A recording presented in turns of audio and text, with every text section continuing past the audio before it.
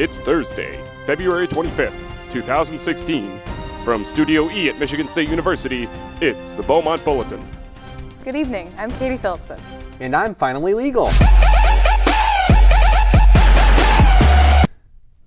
We'll begin with IKEA, which has been accused of avoiding €1 billion in taxes.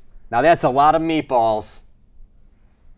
IKEA's accountants claimed that this was just a misunderstanding, citing that the directions were extremely convoluted and difficult to follow through the whole process. Comcast recently experienced thousands of service outages, leaving many without cable or internet. Said one customer, "I was outraged, but it still wasn't nearly as bad as their customer service." Recent analysis of federal and state data shows that millennials are waiting much longer to get married than previous generations. So stop asking me about it, Mom. Katie's mom isn't the only one paying attention to millennials. Whole Foods is considering adding tattoo parlors to try and attract younger shoppers to their stores. Like their other products, Whole Foods claims the ink will be vegan and non-GMO. Super Bowl winner and beloved NFL treasure Peyton Manning has come under fire recently for alleged sexual assaults from his college days, where he supposedly stuck his Papa John's in a female trainer's face. Manning has been dropped by multiple sponsors, but luckily has found a new place to put his face. The trainer didn't seem too upset, however, saying, "Let's just hope his forehead isn't the only thing that's grown over the years." In addition to Peyton, recently discovered letters from former Pope John Paul II revealed that he may have had an intense romantic relationship with a married woman. Said one insider, "Hey, at least she didn't have a son."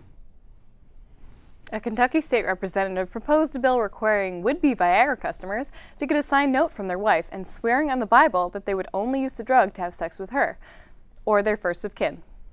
Same thing. Scientists at Wake Forest University have figured out how to print living body parts, a discovery that will undoubtedly revolutionize the sex toy industry. In a marketing ploy to promote her latest book, Harper Lee died over the weekend. As the author of To Kill a Mockingjay, I don't think that's right. Shh.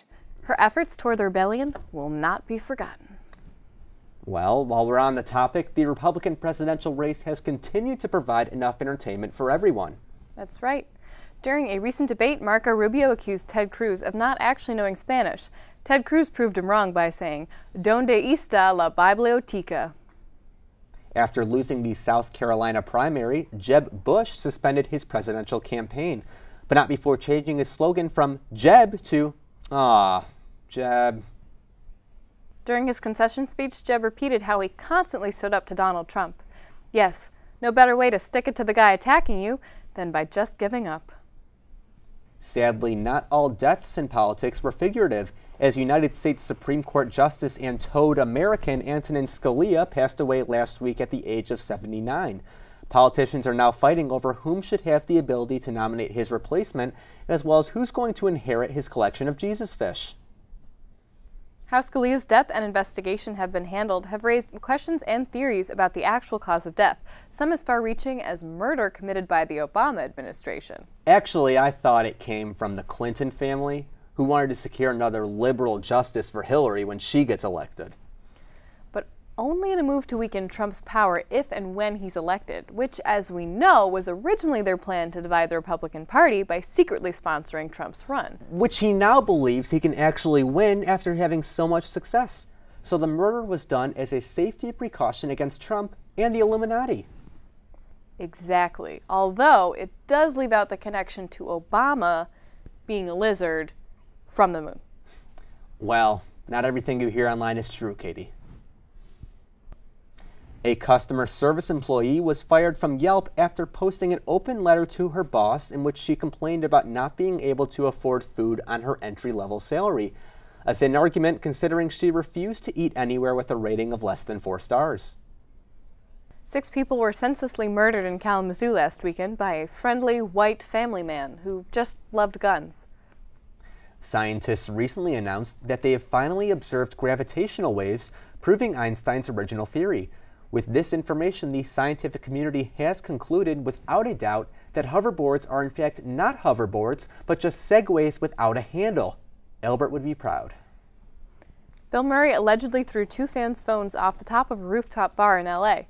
When the fans angrily told Murray that they were going to report him, he replied, "Oh yeah? Who you gonna call? Someone capitalized on actor Leonardo DiCaprio's inability to win an Oscar, making a web game called Leo's Red Carpet Rampage.